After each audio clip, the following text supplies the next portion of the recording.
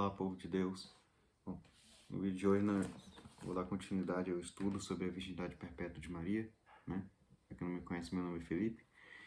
Bom, e hoje eu vou falar da virgindade de Maria durante o parto, né? No vídeo eu falei da virgindade de Maria antes do parto e agora a virgindade durante o parto.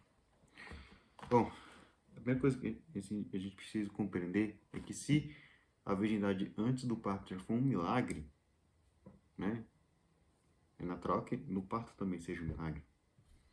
Deus não vai fazer uma coisa pela metade, um milagre pela metade, né?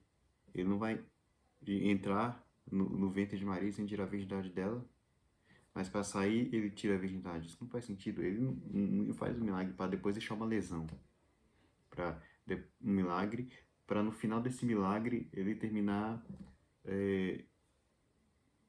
ferindo, maculando, lesionando a pessoa. Ele não faz isso para terminar deixando uma sequela. Não. Deus é perfeito. Todo milagre que ele faz tem que ser perfeito. Milagre não pode deixar uma sequela. E assim é no milagre da virgindade de Maria. Se Deus entrou nela sem tirar a virgindade dela, natural é que ele saia dela, que ele tenha saído do ventre dela, nascido sem também tirar sua virgindade. E isso é uma coisa que está clara, né? No Evangelho de São Mateus, capítulo 1, versículos 22 e 23, eu já citei essa passagem aqui antes em outros vídeos, mas ela tem tudo a ver com o que nós estamos tratando aqui, né? É aquela passagem que diz assim: tudo isso aconteceu. Tudo isso o quê? A concepção e o nascimento de Jesus. Mateus está citando. Tudo isso aconteceu para que se cumprisse o que o Senhor havia dito pelo profeta, a profecia. Eis que a virgem conceberá e dará à luz um filho, e o chamarão com o nome de Emanuel, o que traduzido significa Deus está conosco. Citando Isaías 7,14, dizendo que se cumpriu o nascimento de Jesus. Agora perceba que a profecia diz: eis que a virgem conceberá e dará à luz. Portanto, o sujeito do verbo conceberá é o mesmo sujeito do verbo dará. Então, a virgem que conceberá é a virgem também dará à luz. Virgem conceberá e virgem dará à luz. Então, virgindade antes do parto e durante o parto faz parte do mesmo milagre. É tudo um milagre só, né? Porque se Deus se encarna no seio de uma virgem, como eu disse antes no outro vídeo, para que isso fosse a prova de que isso foi um milagre e que ele é Deus, então a gente espera que ele vá sair do ventre de Maria, sem também tirar a virgindade dela, para manter a virgindade e manter intacta no corpo de Maria a prova de que ele é Deus, de que ele é o Messias, de que essa profecia se cumpriu, né?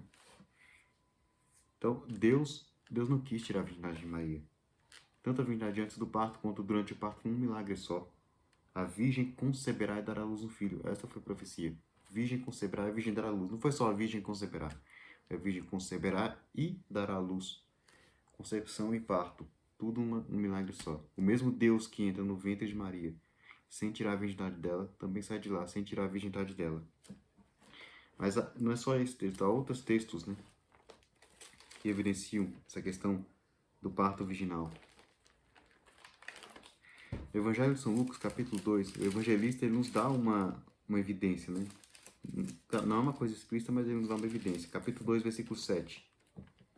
Versículo 6 e 7, diz assim: enquanto lá estavam, completaram-se os dias para o parto, e ela deu à luz seu filho primogênito. Primogênito aqui, quando fala que Jesus é primogênito, não tem nada a ver com...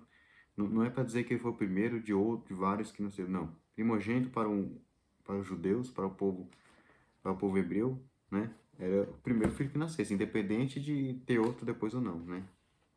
Tanto é que o próprio Lucas ele vai citar, no mesmo capítulo, mais à frente, a partir do versículo 22, que Jesus foi apresentado no templo segundo a lei dos primogênitos, que está lá em Levítico 12. E segundo essa lei, eu vou ler esse texto daqui a pouco, mas segundo essa lei, o menino primogênito tinha que ser apresentado, ele só podia ser apresentado quando ele tinha 40 dias de vida, porque era quando terminava o período da impureza pós-parto da mulher.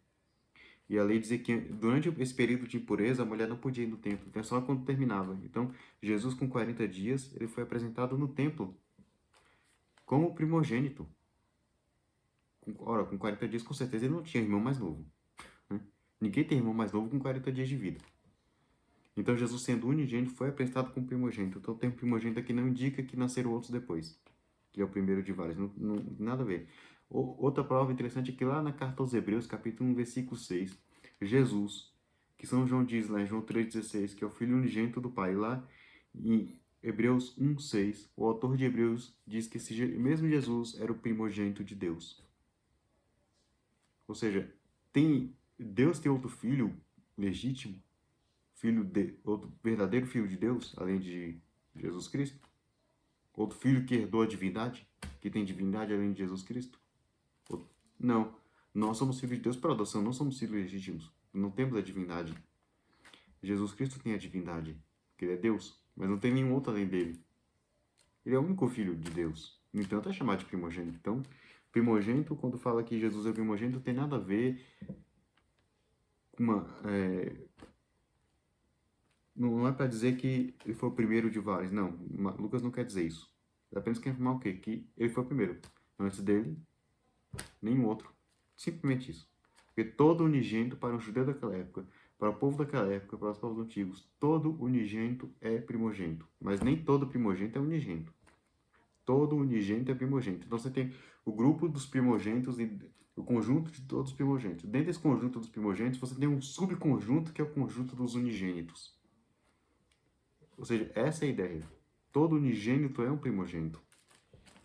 Só que o que nos interessa para a questão da virgindade de Maria durante o parto vem depois.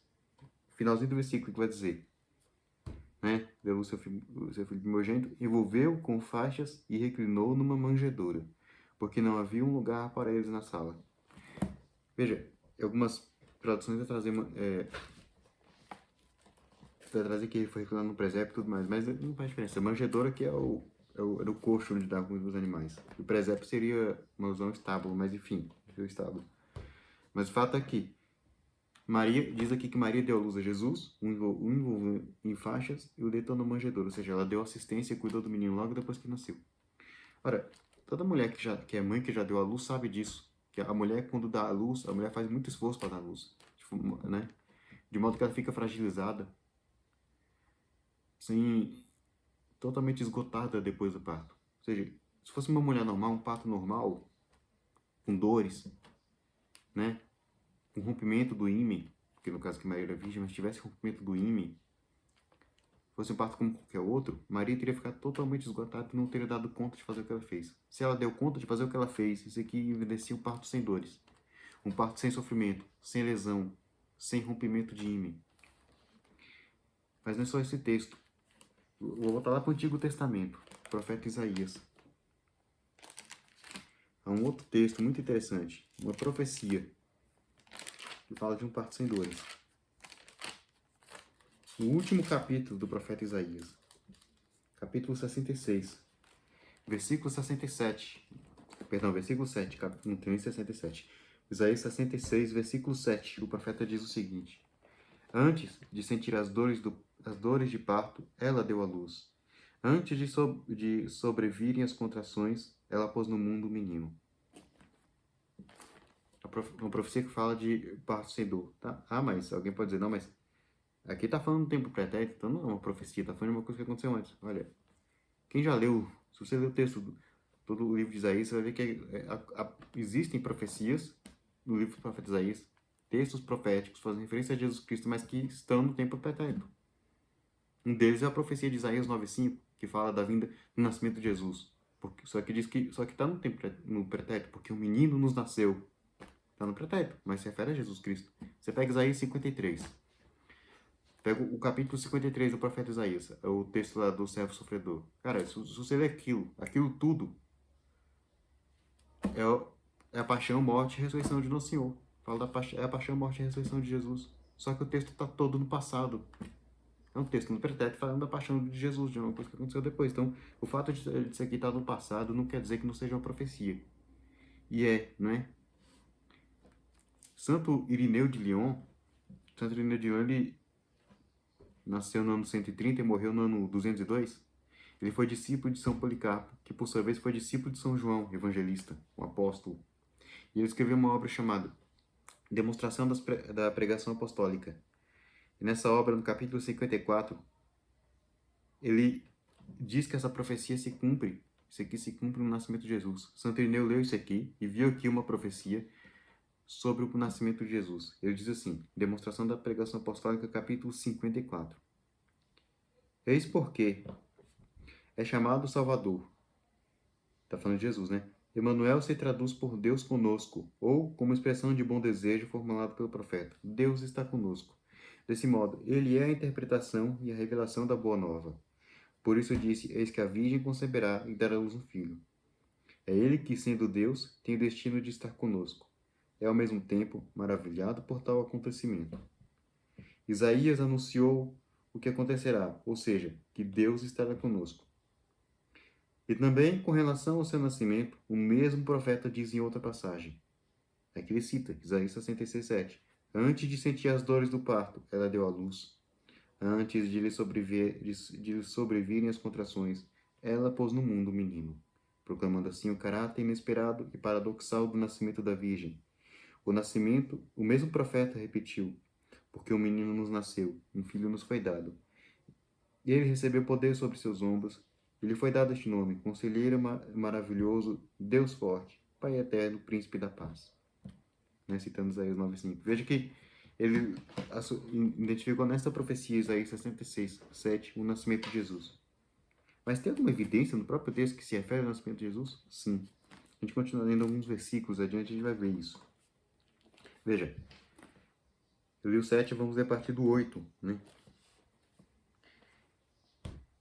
E ele pode ler até mais ou menos do...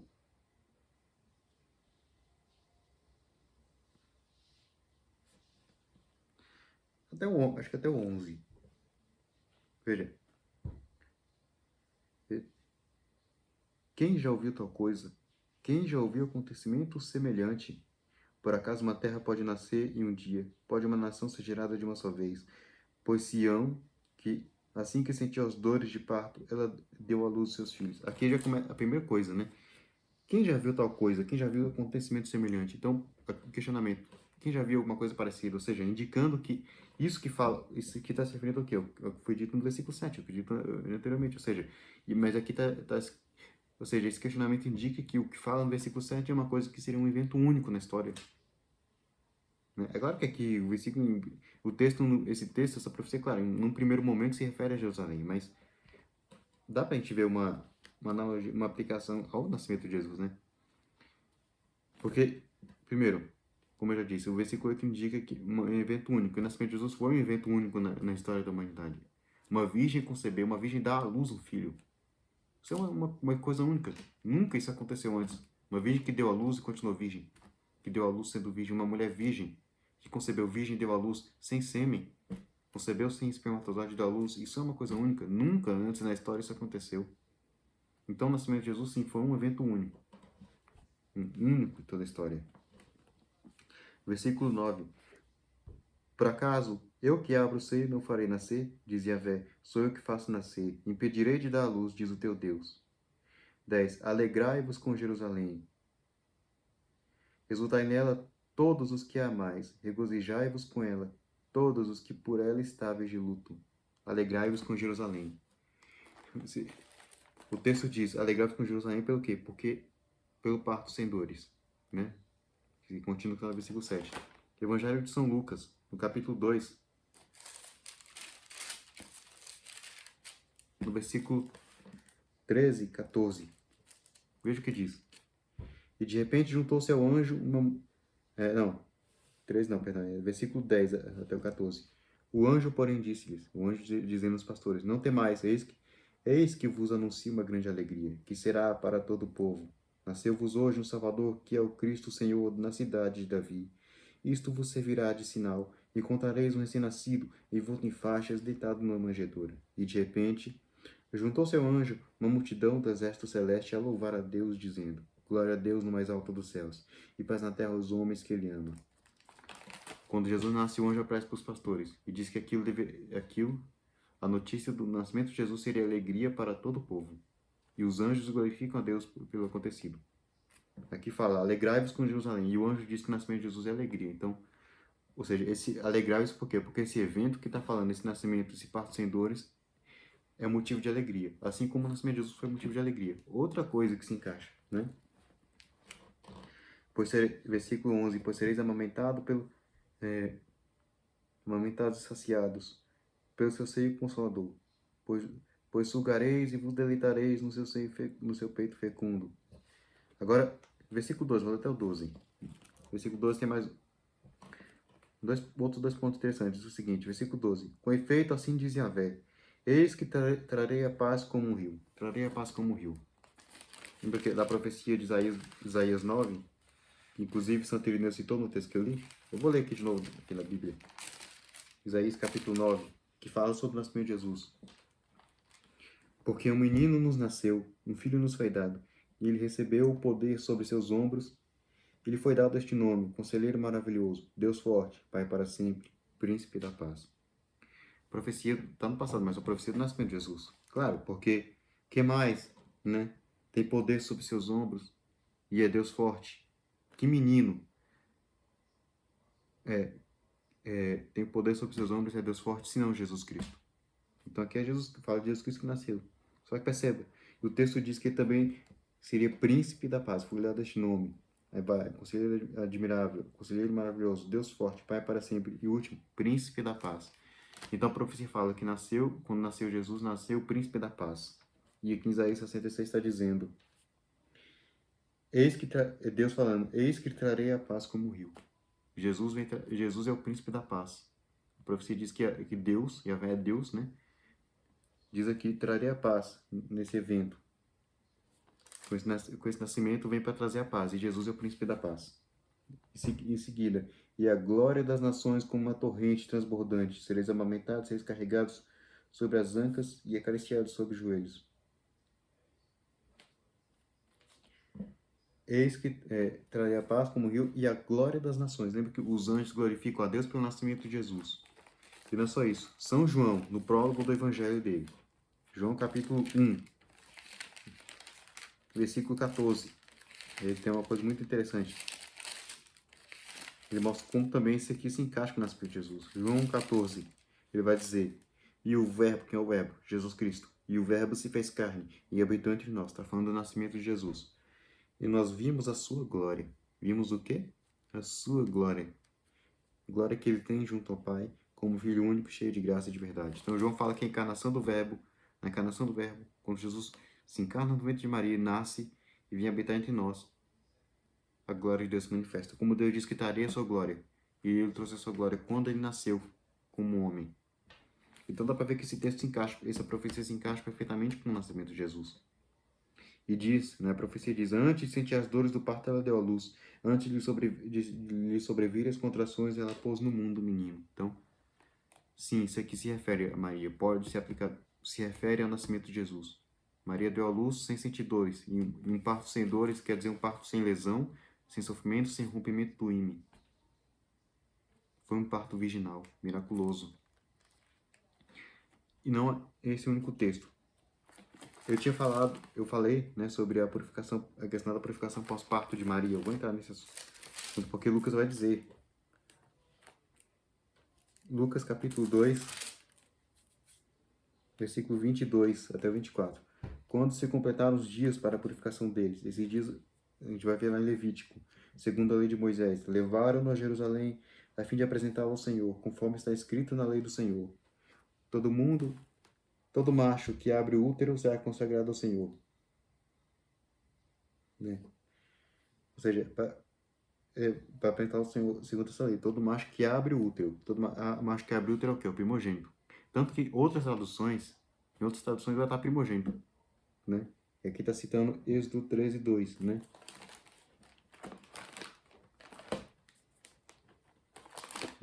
Ele está citando Êxodo 13, 2. Só para... Nessa mesma Bíblia, Êxodo 13, 2. 13, 2 diz, consagra-me todo primogênito, todo que abre o útero materno entre os israelitas. Homem ou animal será meu. Então, a lei que diz respeito ao primogênito. A lei que Lucas cita aqui, né? Diz respeito ao primogênito. E Lucas continua dizendo, e para oferecer em sacrifício como bendito na lei do Senhor, um par de rolas ou 2 pombinhos. Ou seja, quando terminou o tempo da impureza pós-parto, né? Chegou uma de Maria apresentar Jesus, de fazer o ritual da sua purificação, ela apresentou Jesus no templo. Mas com quanto tempo ela fazia isso? Está na lei Levítico, capítulo 12. Lá que está prevista essa questão da impureza pós-parto. E aqui, essa impureza pós-parto não tem nada a ver com pecado, né? Levítico 12, vou ler aqui dos versículos 1 a 4, diz o seguinte: Yahvé falou a Moisés e disse: Fala aos israelitas e disse-lhes: Se uma mulher conceber e der à luz um menino, ficará impura durante 7 dias, como por ocasião da impureza de suas regras. No 8º dia circuncidar-se-á o prepulso do menino, e durante 33 dias ela ficará ainda purificando de seu sangue. Não tocará coisa alguma consagrada, e não irá ao santuário até que se cumpra o tempo da sua purificação. Veja, vai ficar impuro 7 dias, depois mais 33 dias. 7 mais 33 dá 40. Então, 40 dias de impureza. E depois desses 40 dias ela vai oferecer o sacrifício. E foi depois desses 40 dias que Jesus foi apresentado no templo, como está lá em Lucas. Depois desse tempo da impureza. Ora, Jesus tinha 40 dias de vida quando ele foi apresentado no templo segundo a lei dos primogênitos. Com certeza, evidentemente, Jesus não era filho único. Mas outro detalhe interessante. Essa impureza... Primeira coisa, essa impureza aqui não tem nada a ver com pecado. A impureza aqui é por causa do sangue, né? Embora o texto venha falar mais à frente em pecado, né? Em sacrifício pelo pecado, mas aqui o pecado é porque, para o judeu, para o hebreu, o sangue é uma coisa impura, né? Eles tinham sangue como algo impuro. Tanto que, se uma mulher menstruasse, já ficava impura, né? Então, o pecado que fala é a impureza causada pelo sangue, não tem nada a ver com um ato pecaminoso, não. Tanto que o que causa impureza aqui é justamente o parto, pelo que está em Levítico 12. Essa impureza, que seria esse pecado, né, pelo qual oferecia o sacrifício, no próprio texto diz que ele tá falando, se refere à impureza do parto. Então, o pecado aqui não é um pecado literalmente falando, né? Mas é porque o sangue para os hebreus era uma coisa impura.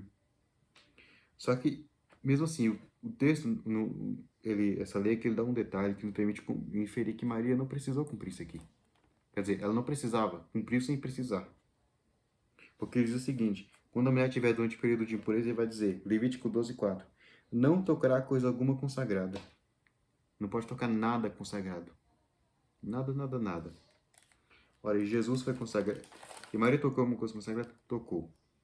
O quê? Não foi uma coisa, foi alguém, né? Jesus Cristo. E, sendo Deus, é óbvio que ele era consagrado a Deus. Tanto que se você for ver, por exemplo, no profeta Jeremias, capítulo 1, versículo 5, quando Deus aparece para Jeremias, ele diz o seguinte, Jeremias 1:5, antes mesmo de te modelar no ventre materno, eu te conheci. Antes que saísses do seio, eu te consagrei. Eu te constituí profeta para as nações. Eu te consagrei. Jeremias já era consagrado a Deus, consagrado por Deus, desde o ventre materno. Se Jeremias já era consagrado desde o ventre materno, muito mais era Jesus, né?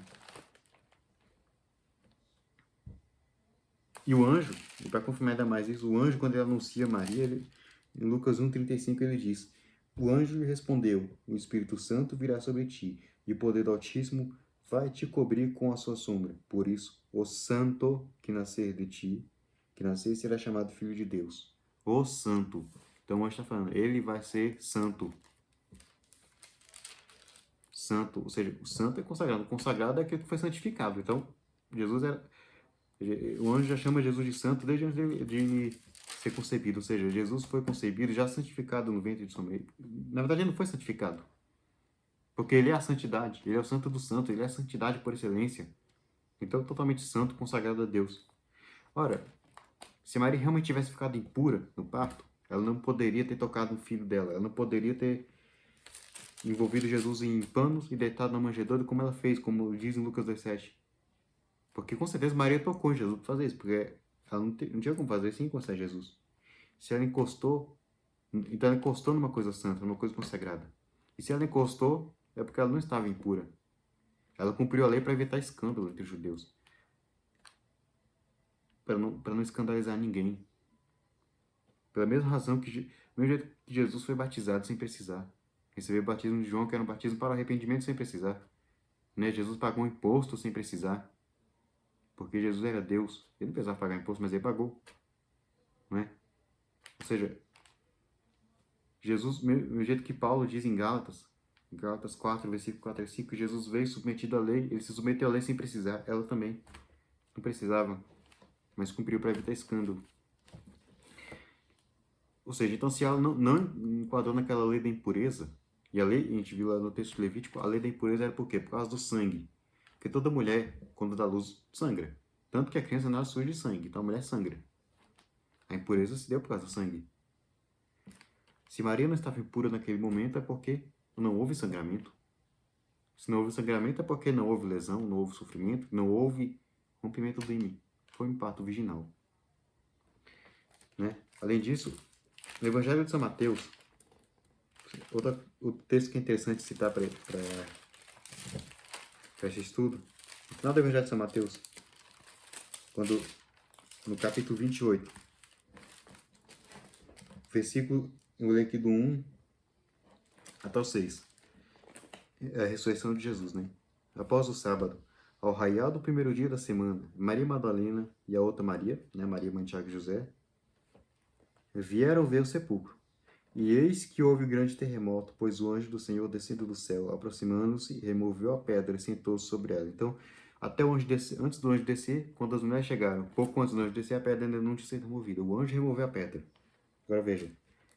O seu aspecto era como de relâmpago e a sua roupa como a neve. Alva como a neve. Os guardas tremeram de medo dele e ficaram como mortos. Mas o anjo, dirigindo-se às mulheres, disse-lhes: Não temais. Sei que estáis procurando Jesus, o crucificado. Ele não está mais aqui. Não está aqui, pois ressuscitou conforme havia dito. Veja, o anjo, quando Jesus ressuscita, o anjo aparece, ele remove a pedra e diz às mulheres, depois que ele remove a pedra, Jesus já tinha ressuscitado e não estava mais no túmulo. Qual a conclusão? Jesus saiu do túmulo sem remover a pedra. Ele conseguiu.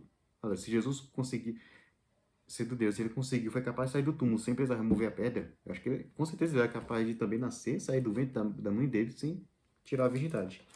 E outro texto interessante. Final do Evangelho de São João. São João, capítulo 20. Né? Versículo 19. Diz o seguinte.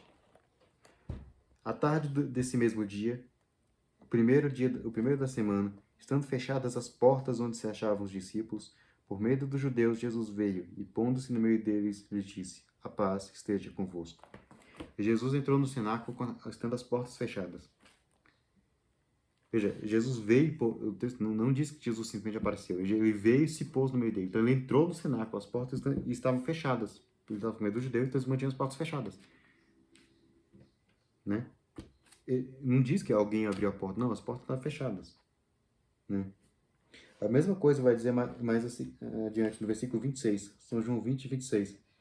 8 dias depois achavam-se os discípulos de novo dentro de casa, e Tomé com eles. Jesus veio, estando as portas fechadas, pôs-se no meio deles e disse: A paz esteja convosco. Ou seja, de novo, tanto nessas duas aparições, sem Tomé e depois com Tomé, quando Jesus entra, as portas do cenáculo estavam fechadas. Ele entrou sem precisar que a porta fosse aberta, sem mover um tijolo daquela parede. Ele entrou da parede do cenáculo, ele entrou no cenáculo. Ora, se ele foi capaz de entrar no cenáculo sem precisar que abrisse a porta, sem precisar causar nenhum dano na parede, sem ter que mover nenhum tijolo da parede, ele também com certeza conseguiria sair do ventre de Maria sem tirar a virgindade dela. Ah, mas isso aqui foi depois da ressurreição. Jesus já estava ressuscitado glorioso. Ora, quer dizer que antes da ressurreição ele não podia fazer isso? Vamos. Tá certo que antes da ressurreição a gente não tem um relato dele fazendo algo parecido, mas vamos pensar no que Jesus fez antes da ressurreição. Ele transformou água em vinho, ele multiplicou pães, ele caminhou sobre as águas, ele acalmou tempestades, ele curou doente, ele expulsou demônio, ele ressuscitou mortos. Será que alguém que consegue fazer tudo isso não consegue sair do ventre da mãe sem tirar a virgindade? Eu acho que consegue. Alguém que ressuscita mortos, né? Como Jesus ressuscitou Lázaro, ressuscitou a filha de Jairo, ressuscitou o filho da viúva de Naim. Alguém que ressuscita mortos, que tem esse poder sobre a morte, não vai ter poder para manter a virgindade da mãe quando nasce? É claro que ele tem esse poder, porque ele é Deus, ele é todo poderoso. E Jesus não é ser humano como nós, ele é o próprio Deus encarnado. Ele tem esse poder. A gente precisa entender que Deus sendo todo poderoso, Deus não está submetido às leis da física.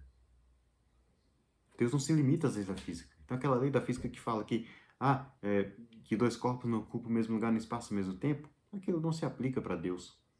Deus está acima de tudo. Deus é superior a tudo. Deus não se submete a nenhuma lei da física. Aquela lei que fala que dois corpos não ocupam o mesmo lugar no espaço, mesmo lugar no espaço ao mesmo tempo, não se aplica para Deus. Deus ele pode passar por algo sólido, ele mesmo tendo um corpo, porque ele é Deus, então ele pode mesmo tendo um corpo, se ele quiser, passar por alguma coisa sólida e deixar essa coisa sólida intacta. Ele pode, ele fez quando nasceu, quando saiu do ventre da mãe, ele nasceu sem tirar a virgindade, sem romper o ímã, e fez quando ressuscitou, saindo do túmulo sem remover a pedra, fez quando apareceu, né, para os apóstolos no cenáculo, entrou com as portas fechadas, sem precisar mover uma pedra, um tijolo daquela parede, porque ele é Deus Todo-Poderoso. Então, assim, claro está nas Sagradas Escrituras, como mostrei aqui, que Maria foi virgem no parto. O parto de Maria, o parto de Jesus, o nascimento de Jesus foi um nascimento virginal. Jesus nasceu sem tirar a virgindade de Maria. Ela foi virgem antes do parto, foi virgem durante o parto e depois também. Mas a virgindade depois do parto eu vou tratar em outro vídeo. É isso que eu queria falar, né? Se você gostou, eu peço que deixe seu like, compartilhe, se inscreve no canal se você não é inscrito e aperte o sininho para receber as notificações. E até o próximo vídeo. Tchau.